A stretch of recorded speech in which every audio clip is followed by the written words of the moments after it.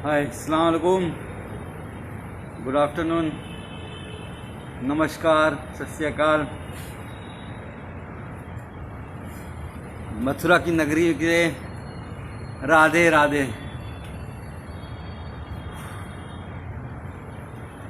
8 महीने का टॉर्चर।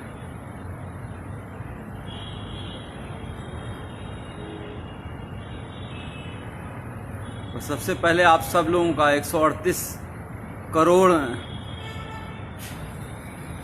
भारतीयों का, अपने देशवासियों का मैं शुक्रिया अदा करना चाहूँगा, धन्यवाद अदा करना चाहूँगा, जिन्होंने मेरे लिए सोशल मीडिया पे हो, चाहे दुआएं मांगी हों, चाहे प्रार्थना की हो, चाहे मंदिर गए हों, गुरुद्वारा गए हों, मस्जिदों में, चर्च में, हर जगह जहाँ से इतनी दुआएं मेरे लिए हुई हैं, मैं सोच भी नहीं सकता था कि लोग मुझे इतना चाहते हैं। आप सबका बहुत बहुत शुक्रिया। वरना तो इस बार जेल में इतनी, मतलब 5 दिन तक मुझे खाना तक नहीं दिया गया। इतना टॉर्चर किया गया, मेंटली भी और फिजिकली भी, कि क्या बताऊं आपको। अगर कहा जाए, खुद को पोषण का शिकार हो गया हूं। पैर दिखोगे कभी, अभी दिखाता हूं तो ऐसा लगेगा कि मतलब लकड़ी हो गया है, पर निकल आया बाहर। और जुडिशरी का बहुत शुक्रगुजार हूँ। जुडिशरी ने एक बहुत अच्छा डिसीजन दिया है। वो मेरा ऑर्डर ले आना। जुडिशरी ने बहुत अच्छा ऑर्डर दिया है और उन्होंने साफ साफ कहा है कि डॉक्टर कफील ने जो अलीगढ़ में भाषण दिया था, वो कोई भड़काऊ भाषण नहीं था। वो देश की यूनिटी के लिए, अखंडता के लिए, एकजुटता के लिए था। और उन्होंने साफ साफ कहा है, डॉक्टर कफील ने,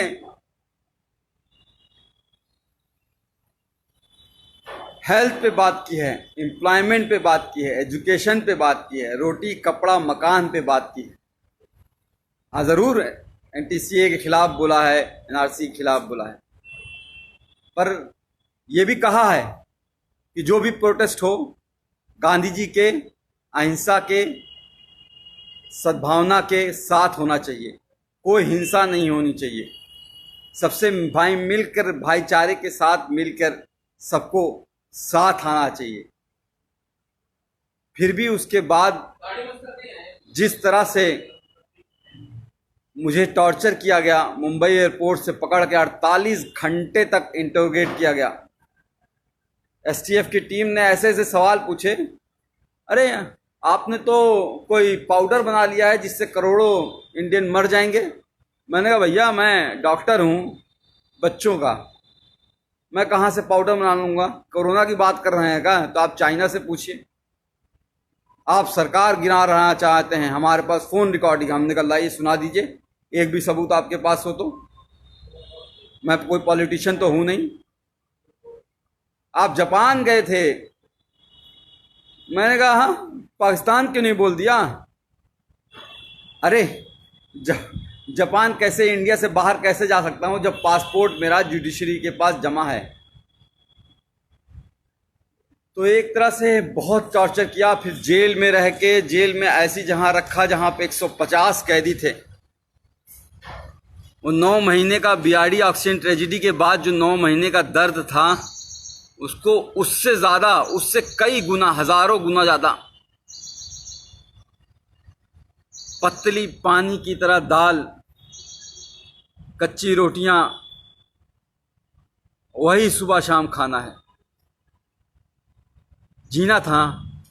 उम्मीद थी कि आप लोगों से दोबारा मिल सकूंगा, मुखातिब हो सकूंगा, आप लोगों से बात कर सकूंगा, और आप सबकी दुआएं काम आई। आज आपके साथ हूं फिर से दोबारा।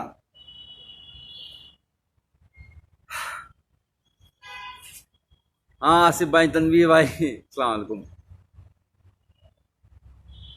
मथुरा की नगरी, कृष्ण जी की पवित्र नगरी में रह के बहुत कुछ सीखा कि किस तरह से भगवान कृष्ण ने कहा है कि कभी भी किसी को धोखा नहीं देना, अपना दिल साफ रखना, यही धर्म होता है। और हम लोग रामायण देखते थे 9 बजे से 10 बजे तक, हर रोज आता था, लॉकडाउन के टाइम भी। तो उसमें भी जो उत्तर रामायण में महर्षि वाल्मीकि जी ने श्री रामचंद्र जी को जब एक बात कही थी, जब उन्होंने धनुष उठा लिया श्री लव कुश के खिलाफ ही, तो उन्होंने कहा था कि राजा का धर्म राजधर्म होता है, राजहट नहीं। पर यहां तो राजा मेरा बाल हट पे आ गया। बच्चों की जान बचाने की कितनी बड़ी सजा दोगे भाई? क्या बच्चों को जान बचाना इतना बड़ा गुनाह हो गया था? सारी लोग फोन कर रहे हैं, फोन नहीं कीजिए कोई भाई, मैं कुछ देर बात कर लूं, बहुत दिनों बाद, 8 महीने बाद आपसे। राकेश चौधरी साहब शुक्रिया, वैभव पाठक थैंक यू यार, थैंक यू। इरफान खान साहब इस्लाम, आई लव यू टू। तो मैं ये कह रहा था कि महर्षि वाल्मीकि जी ने श्री रामचंद्र जी से कहा कि बाल हट मत करो।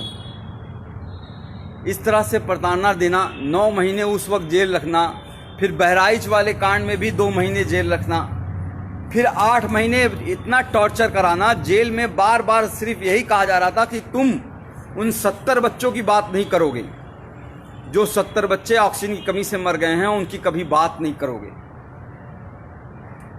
उनको भूल जाओ। कैसे भूल जाऊं? अपने सामने मरते हुए उनको देखा है। कोरोना के टाइम जब इस भारत में, इंडिया में कोरोना ने एंट्री नहीं की थी, 27 जनवरी को मैंने वीडियो डाला था कोरोना पे लेके, और उस वक्त मैंने साफ साफ कहा, बताया था क्या करना है, क्या नहीं करना है, कैसे इससे बचना है। और 30 जनवरी को पहला केस इंडिया में आया। मैंने माननीय प्रधानमंत्री नरेंद्र मोदी जी को 19 मार्च को ही एक लेटर जेल से सुप्रिंटेंडेंट जी के द्वारा भिजवाया, और उसमें साफ कहा कि हम कम्युनिटी ट्रांसमिशन से बच नहीं सकते, हमारा भारत देश ऐसा है। क्योंकि मैंने पूरा भारत घूमा है, कितनी गरीबी है, एक एक घर में 4-4 लोग कैसे रहते हैं, एक पूरी झुग्गी झोपड़ी बस्ती होती है, हजारों लोग उसी में रहते हैं। जैदू भाई जी, तो उसमें रहते हैं, वो कैसे रहते हैं, वो कैसे दूरी, 2 गज की दूरी रहो, कह देना आसान होता है, पर वो इतना आसान नहीं है गरीबों के लिए। कितने माइग्रेंट बेचारे चलते चलते मर गए, ट्रेनों में दब गए। गरीबी कितनी है, आज क्या हालत हो गई है हमारे देश की। कोरोना वायरस इस तरह से फैल चुका है कि हम दुनिया के दूसरे नंबर पे पहुंचने वाले हैं, ब्राजील को भी छोड़ देंगे। श्री नरेंद्र मोदी जी के दोस्त ट्रंप साहब, और ये इंडिया फर्स्ट और सेकंड नंबर पे रह गया है। 48 लाख कोरोना वायरस केस हो चुके हैं और 60,000 से ज्यादा मौतें हो चुकी हैं। बहुत कुछ करना चाहता था इस कोरोना वायरस के लिए, 8 महीने में शायद बहुत कुछ कर सकता था, पर करने नहीं दिया गया। जेल में जानबूझ के मुझे इस तरह से रखा गया कि मतलब समझ लीजिए कि टॉयलेट करने के लिए आधे घंटे के लिए लाइन लगानी पड़ती थी, नहाने के लिए आधे घंटे के लिए लाइन लगानी पड़ती थी।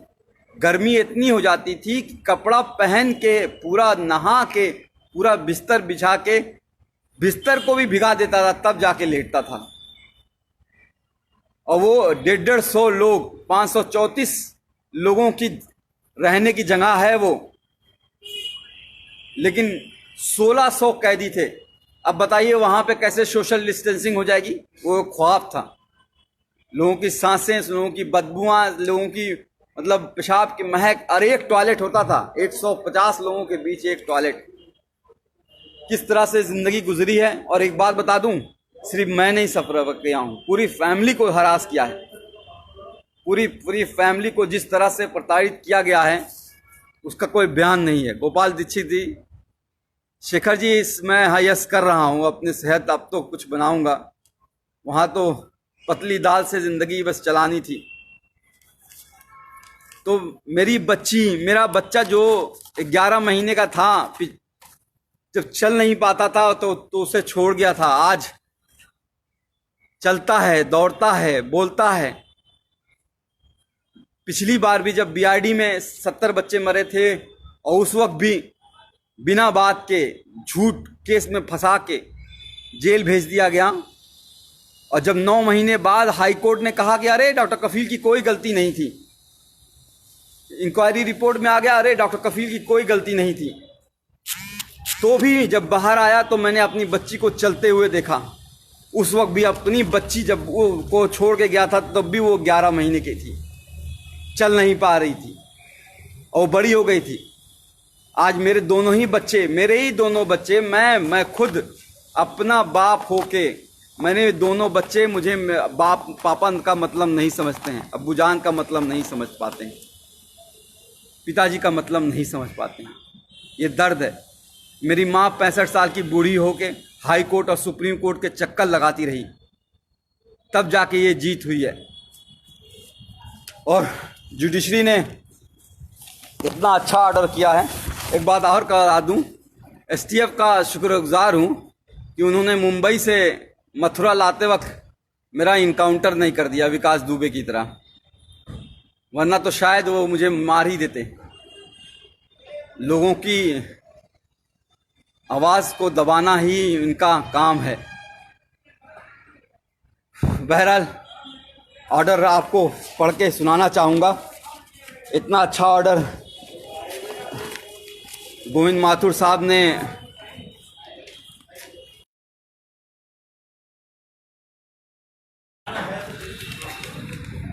किया है।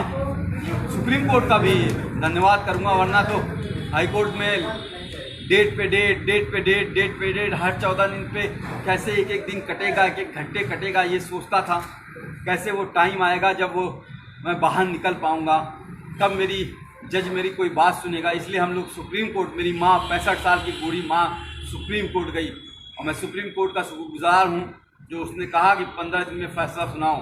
और मैं चीफ जस्टिस गोविंद माथुर जी का हाथ जोड़ के शुक्रगुजार हूँ जो इन्होंने इतना अच्छा ऑर्डर दिया 15 दिन के अंदर ही, जिसमें साफ साफ लिखा है कि एमबीबीएस करने के बाद 2016 में मैंने ज्वाइन किया था, 2017 में घटना हुई थी। 1 साल का जूनियर था मैं, जूनियर मोस्ट डॉक्टर, और फिर भी उन बच्चों को बचाने के लिए जी जान लगा दी और उसके बावजूद उनको जेल भेज दिया गया। और ये नहीं, इसके अलावा नहीं, the petitioner and his other family member including the detainee were continuously harassed and victimized by the state authorities including the district administration Gorakhpur by several means। मेरे यानी कि मुझे ही नहीं, पूरी फैमिली को सरकार ने बुरी तरह से तोड़ना चाहा। मेरे भाई पे गोली मारी गई थी, आपको याद होगा शायद, वहाँ पे जहाँ पे चीफ मिनिस्टर खुद मौजूद रहते हैं 500 मीटर दूरी पर। आज 3 साल होने जा रहे हैं उस बात को, एक भी कोई गिरफ्तारी नहीं हुई, कोई चार्ज नहीं हुआ है। बहरहाल आते हैं हम एएमयू के जो लोग कहते हैं कि भाषण मैंने गलत दिया था उसके बारे में। कहते हैं कि मैंने भड़काऊ भाषण दिया था, कहते हैं कि मैंने 2 धर्मों के बीच, 2 रिलीजन के बीच एनमिटी, हेट्रेड, वायलेंस फैलाने की कोशिश की। पूरी स्पीच लिखी है उन्होंने, पूरी speech, the version of the speech, पूरी स्पीच लिखी है, एक एक लाइन लिखी है कि जो मैंने बोला है। और उसमें उन्होंने कहा है कि मैंने ऐसा कोई बात नहीं की थी जो कि किसी भी धर्म के बीच में नफरत फैलाए। मैंने बात की थी देश की अखंडता की, यूनिटी की, सद्भावना की।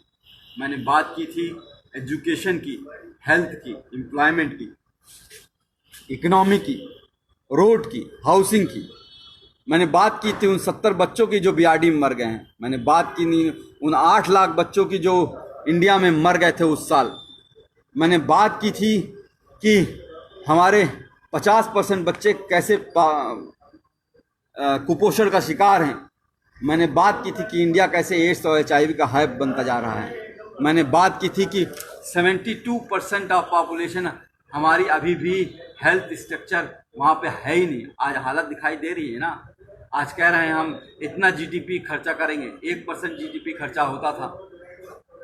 एक गरीब को इलाज नहीं मिलता है और मर जाता है तो बेचारे कंधे पे लाद के लेके चले जाते हैं। उसके लिए लड़ रहा था, कैंप किया, पूरा इंडिया घूमा, 103 कैंप किए, 50,000 बच्चों को देखे, मुफ्त में दवाइयाँ दी। अकेले नहीं किया, बहुत से डॉक्टर्स, बहुत से लोग मेरे साथ शामिल थे, बहुत लोगों ने साथ दिया।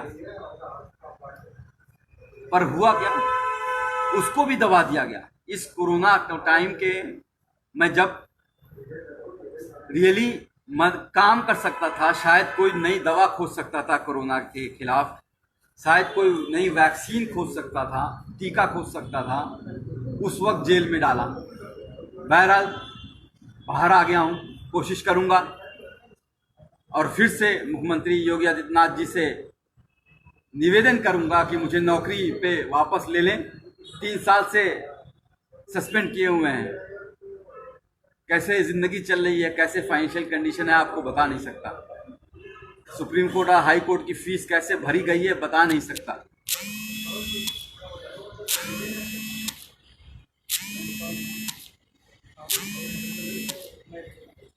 पर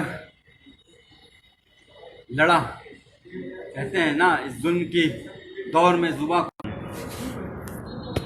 कहते हैं ना कि इस जुल्म के दौर में जुबां खोलेगा कौन।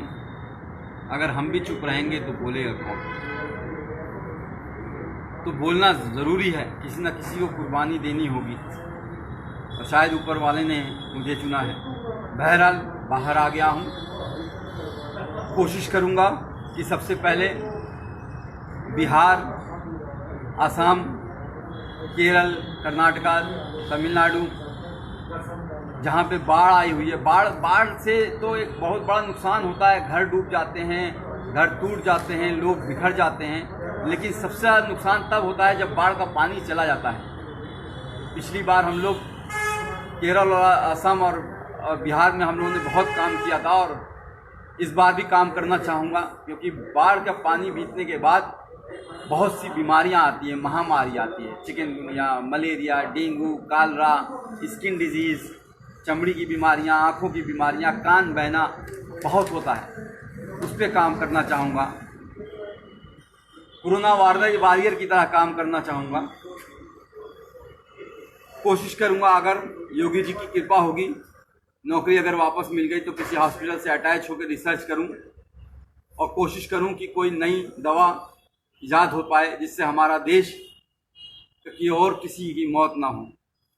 बढ़ता जा रहा, हर रोज़ 1000 लोग मर रहे हैं। एक का भी मरना बहुत खतरनाक बात है। जिसके घर में, परिवार में एक मौत होती है वही वो जानता है, एक भी मौत होती है। और यहाँ तो सब 60-65 हज़ार लोग मर चुके हैं। उस पर काम करना चाहूँगा। और अगर वैक्सीन के लिए कहेंगे कि मैं गिनी पिग बन जाऊं, मेरे ऊपर रिसर्च हो जाए, मैं खुद टीका लगवा लूँगा, अपने आप को वॉलंटियर करूँगा मैं। ये मेरी नई योजना है। अभी कुछ दिन अपने बच्चों के साथ रहना चाहता हूँ, अभी तक मिल नहीं पाया हूँ। कल भी आप सोच लीजिए, कल 11:30 बजे डिस्ट्रिक्ट जेल मथुरा में ऑर्डर पहुँच गया था हाई कोर्ट का।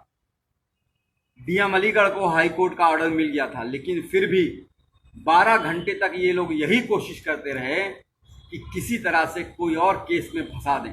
जैसे इन्होंने पिछली बार अलीगढ़ में जब मुझे गिरफ्तार किया था मुंबई से, तो जब मुझे बेल 10 फरवरी को मिल गई थी तो 4 दिन तक कोर्ट के आदेश के 2-2 बार आदेश के बावजूद छोड़ा नहीं मुझे। इलीगली मुझे डिटेन करके रखा और फिर एनएसए लगा दी। एनएसए मतलब नेशनल सिक्योरिटी एक्ट। मैं टेररिस्ट हूँ क्या?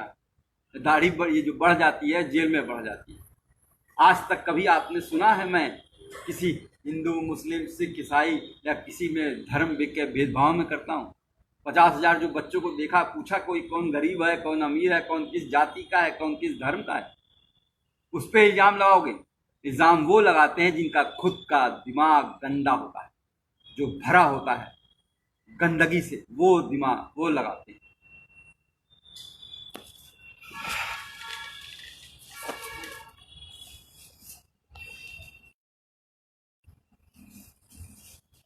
अभी यूपी से घर नहीं गया हूँ, गोरखपुर नहीं गया हूँ, क्योंकि लोग कह रहे हैं कि सरकार अब भी किसी न किसी केस में फंसाने की कोशिश कर रही है। फिर से कुछ कर दें या इनकाउंटर कर दें, मरवा दें। हो सकता हो आपके बीच में ना रह पाऊँ, हो सकता हो ये हमारी और आपकी आखिरी मुलाकात हो। यादव जी सही कह रहे हैं। मिनास गलियाराब, थैंक यू, शुक्रिया। मोहन चंद सिंह चौधरी समर साहब, थैंक यू। तो मैं कह रहा था कि कोरोना वायरस एक ऐसी डिजीज़ है जो फैलती ही रहेगी। मैंने उस वक्त 19 मार्च को ही लिख दिया था कि 30 से 40 लाख लोग उस वक्त मैंने एस्टिमेट किया था कि अफेक्टेड होंगे, और ऑलरेडी 30 से 40 लाख लोग अफेक्टेड हो चुके हैं। और अभी ये रुकेगा नहीं, अभी ये 1 साल चलेगा जब तक वैक्सीन नहीं आएगी। अभी यूपी, बिहार और मध्य प्रदेश जैसे इलाकों में जहाँ बहुत पॉपुलेशन है वहाँ ये फैलने वाला है, और बुरी तरीके से। हमें बहुत काम करना पड़ेगा, हमें मिल के काम करना पड़ेगा। मुझे आप सबकी बहुत ज़रूरत है, आप सबका बहुत सहयोग की ज़रूरत पड़ेगी। जी सहसाल साहब, जी पांडे साहब, नमस्कार। राधे। कृष्णा की नगरी में हूँ, वृंदावन जरूर जाना चाहूँगा एक बार ठाकुर जी के दर्शन करने के लिए। बात यहाँ पे लोग मन की बात करते हैं लेकिन ये नहीं बताते हैं। अब आप देख लीजिए, हम लोग तो टीवी पे देख रहे हैं, पिछले 3 महीने से सुशांत सिंह राजपूत को ही सुने जा रहे हैं। भाई फ़ोन नहीं करो, फ़ोन करने के वजह से बार बार पॉज हो जा रहा है।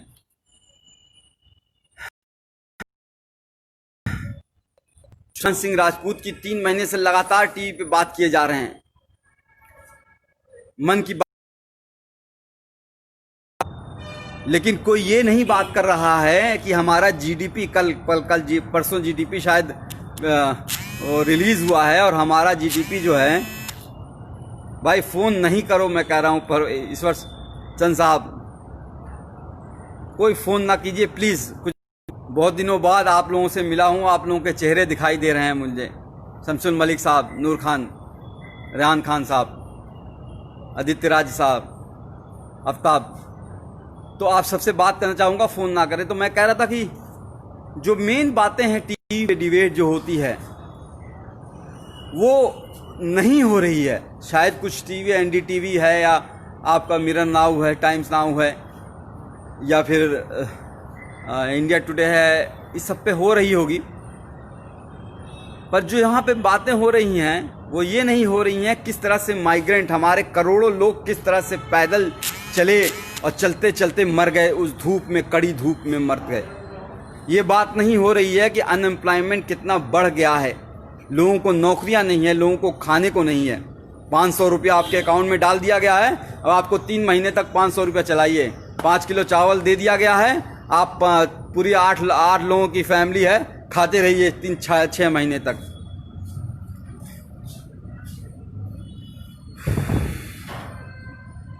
बात जो है रियल इशू पे होगी ही नहीं, एजुकेशन पे होगी ही नहीं, एम्प्लॉयमेंट पे होगी ही नहीं, हेल्थ पे होगी ही नहीं।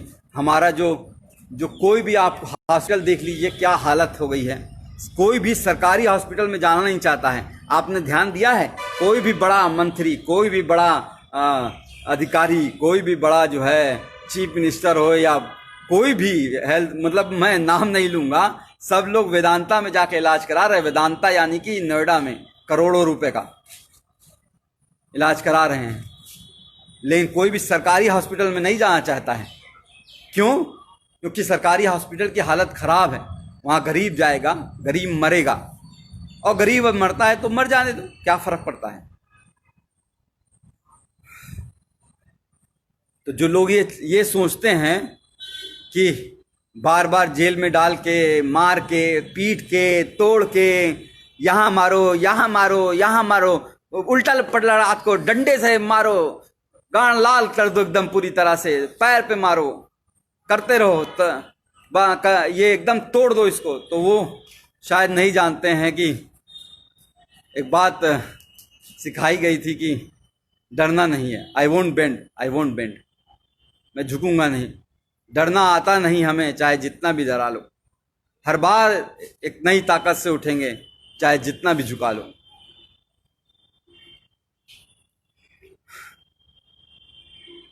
कहते हैं ना कि लोग हमें दुश्मने जान कहते हैं। अरे हम इस मुल्क की मिट्टी को भी अपनी माँ कहते हैं। उसको तुम जो है उस पे एनएसए लगा देते हो हैं? कोर्ट ने कहा है कि जो कुछ है यह अवैध एनएसए लगा है, सारा अवैध लगा है। देखो कि क्या हालत बनाई है। भट्टी साहब आप बोल रहे हो तो देखो क्या हालत बना दी है। मैं कुपोषण के लिए वो कर रहा था, ये देखो ये टांगे हैं मेरी, ये हाथ है। खाना जो है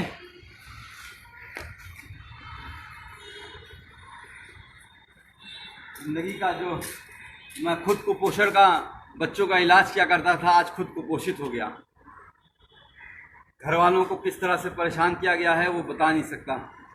पर आप लोग जो 138 करोड़ देशवासी हैं मेरे, उन सब का साथ मैं कभी भूलूंगा नहीं। खासकर कुछ लोगों का जो लोग बहुत करीब थे, इंदिरा जयसिंह मैम, फुज़ैल अयूबी, इबाद साहब, मनोज पांडे, मनीष सिंह, एडवोकेट मनीष सिंह, दिलीप कुमार साहब, नजरुल इस्लाम साहब, और ऐसे बहुत से लोग हैं, बहुत से लोग। मीनाक्षी शुक्ला मैम, इरफान गाजी, हाँ अलीगढ़ के इरफान गाजी साहब, बहुत से लोग हैं। सबका नाम तो नहीं ले सकता मैं, बहुत से लोग हैं, 138 करोड़ लोग हैं, सबने बहुत मदद की है। सबका बहुत बहुत शुक्रिया। जल्दी बिहार आ रहा हूँ और जल्दी हम डॉक्टर कफील खान मिशन इस्माइल फाउंडेशन के तहत कैंप लगाएंगे। और इस बार एक बड़ी टीम बना के एक साथ कई जगह पे, असम, बिहार, तमिलनाडु, कर्नाटका, केरल, आंध्र प्रदेश, जहाँ पे, मध्य प्रदेश, जहाँ पे बाढ़ ने, पश्चिम बंगाल जहाँ पे तूफान आया हुआ है, अभी भी लोगों को घरों पे टूटे हुए पड़े हैं, हर जगह पे जाना चाहूँगा। पूरा देश जाना चाहूँगा। पूर्वांचल अपना, गोरखपुर अपना, उत्तर प्रदेश, हर जगह जाना चाहूँगा। पूरा भारत में टीम बना के हम इस बार एक बड़े लेवल पे कैंप करेंगे और इसमें आप सबका बहुत सहयोग चाहिए। मयंक वर्मा साहब, अब आप कुछ लोगों से बातें कर लेता हूँ। मयंक वर्मा साहब सही कह रहे हैं, दाढ़ी कल काट दूंगा। बच्चों का इंतज़ार कर रहा हूँ, बच्चे आ जाएं, एक बार उनसे मिल लूँ, उसके बाद मेरी गोटी वापस आ जाएगी। अवनीश चौरा साहब, जी हाँ, बहुत मारा, फिजिकली और मेंटली बहुत टॉर्चर किया। फिजिकल में जो टॉर्चर होता है वो इस तरह से होता है कि शायद जख्म थोड़े भर जाते हैं, पर जो मेंटल टॉर्चर होता है वो बहुत दिनों तक रहता है, दिमाग ख़राब हो जाता है। इन 8 महीनों में देखिए किस तरह से झुर्रियाँ आ गई हैं, किस तरह से काले पड़ गया हूँ, किस तरह से जो है 10 साल बूढ़ा कर दिया है। जुबैर पीके साहब, बोलना ज़रूरी है। बोलेंगे नहीं तो कहते हैं कि बोलेंगे नहीं तो किसी को तो बोलना पड़ेगा, सब तो चुप हैं, किसी को तो बोलना पड़ेगा। जैदू साहब, आपने वहाँ से बैठ के, हाँ, इंडिया से बाहर गल्फ कंट्रीज़ में, यूएस से, यूके से, कनाडा से, स्विट्ज़रलैंड से बहुत से खत मेरे पास आया करते थे वहाँ पे जेल में। उन सबको बहुत बहुत शुक्रिया है। शेर खान साहब, सत्य की जीत होती है, सत्यमेव जयते। हमें अपने कॉन्स्टिट्यूशन में, बाबा साहब अम्बेडकर के कॉन्स्टिट्यूशन में बिलीव करना है और उसी की वजह से मैं बाहर आया हूँ। कुछ लोगों ने सरकारी एजेंसियों को जिस तरह से अपने कब्जे में करके लोगों को प्रताड़ित करते हैं वो सही नहीं है। ऑटोक्रेटिक, हमारा देश डेमोक्रेटिक है, तो डेमोक्रेटिक कंट्री है, तो डेमोक्रेटिक कंट्री में आपको फ्रीडम ऑफ स्पीच एक आर्टिकल 21 में दी गई है, लिबर्टी, स्वतंत्रता, समझ गए? तो बोलना ज़रूरी पड़ेगा। हम नहीं बोलेंगे, कुर्बानी देनी होगी, किसी ना किसी को कुर्बानी देनी होगी। तुर्तमस Shirom Kumar Sahab, yes thank you. Shaina मुजरबिया, सिद्धांशु कुमार, हाँ कुछ दिन एक्सरसाइज करूँगा और हेल्थ बनाऊँगा, क्योंकि ज़िंदा रहना है, आप लोगों के बीच रहना है और काम करते रहना है, तो हेल्थ पे भी ध्यान दूंगा। डेरिक गुजर थैंक यू, या ज़रूर मैं करूँगा हाँ thank you. Subhan Jamal Sahab, Mohammad Kalapatti from Dubai, all the best thank you. मैंने कहा ना, गल्फ़ कंट्री से बहुत प्यार आया, बहुत मिला है।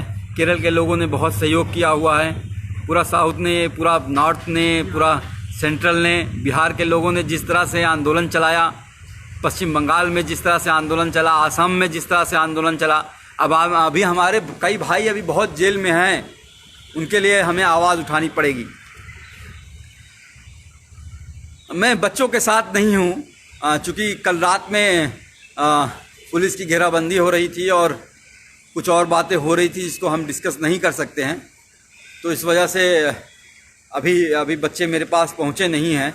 मैं अभी अपने बच्चों को देख नहीं पाया हूँ, आंखें तरस रही हैं, गले मिलना चाहता हूँ अपने बच्चों के साथ, अपनी माँ की गोद में लेट के रोना चाहता हूँ, सीरियसली रोना चाहता हूँ। तब जिस तरह से जिंदगी कर दी है,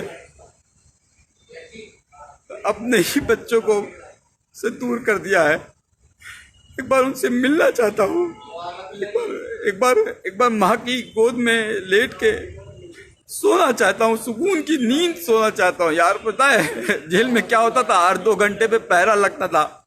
हाँ साहब, भी 146 कैदी नसर नमहबंदी सकुशल हैं, 6 बजे सुबह 5 बजे सुबह लाइन लगाओ, परेड लगाओ।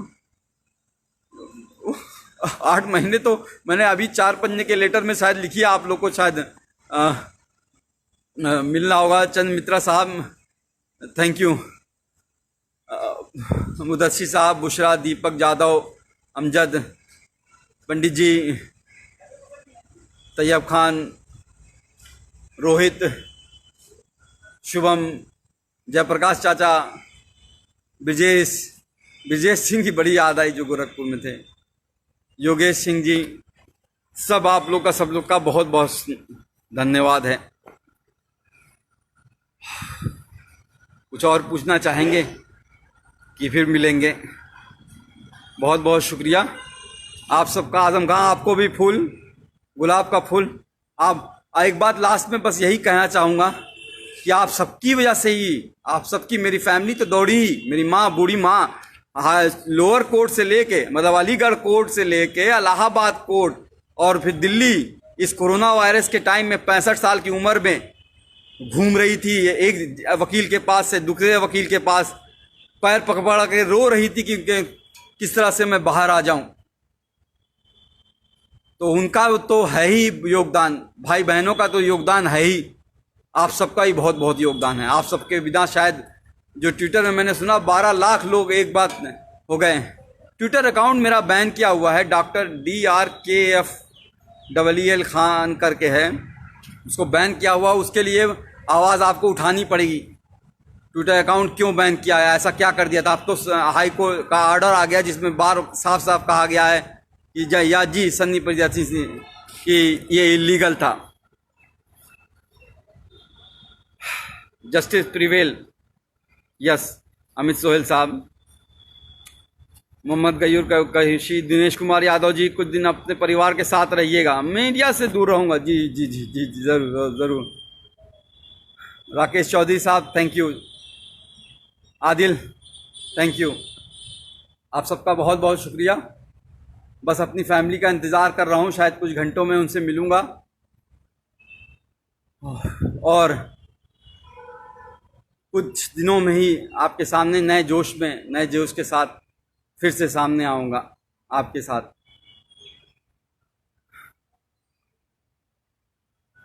जी Matthew Sahab, Mridula how are you? Ubaid, Sanoj Kumar ji thank you, doctor Kirti Sinha, Mudassir Khan Ahmad Sahab ji, जासिब, इतने सारे गुलाब मत भेजिए भाई। बस नईमुद्दीन साहब, जैसे आप कह रहे हैं कि वैसे ही आप लोगों का साथ चाहिए होगा। हम लोगों को जो मेन बेसिक इशू है, रोटी कपड़ा मकान और स्वास्थ्य और नौकरी और शिक्षा की बात करनी है, उस पे ही हम लोगों को काम करना है कि हर गरीब को, 138 करोड़ भारतीयों को, देशवासियों को उनका अधिकार मिले। चाइना जो है घुसा जा रहा है देश के अंदर, इस तरह से नहीं। हमारे सैनिक पाकिस्तान की सरहदों पे मारे जा रहे हैं रोज, उस तरह से नहीं। सबको मुंह तोड़ जवाब देना है।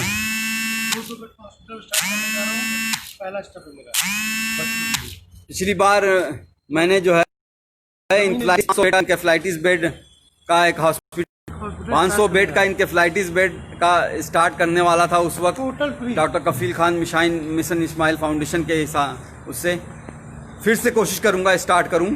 और जहां पे हीरू यादव लश्कर साहब, फिर से स्टार्ट करूंगा और कोशिश करूंगा कि ज़मीन जल्द से जल्द ले लूं और हर गरीब का वहाँ पे फ्री इलाज हो, वैसे ही जैसे बड़े बड़े हॉस्पिटल में नोएडा में और गुड़गांव में और दिल्ली में और अहमदाबाद और कोलकाता और में होता है, फ्री में।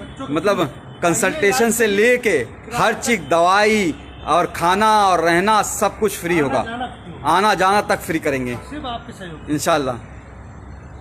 जी, आप सबका सहयोग है, इसकी ज़रूरत होगी। जय हिंद, जय भारत, जय मूल निवासी, जय भीम, वंदे मातरम, जय समाजवाद।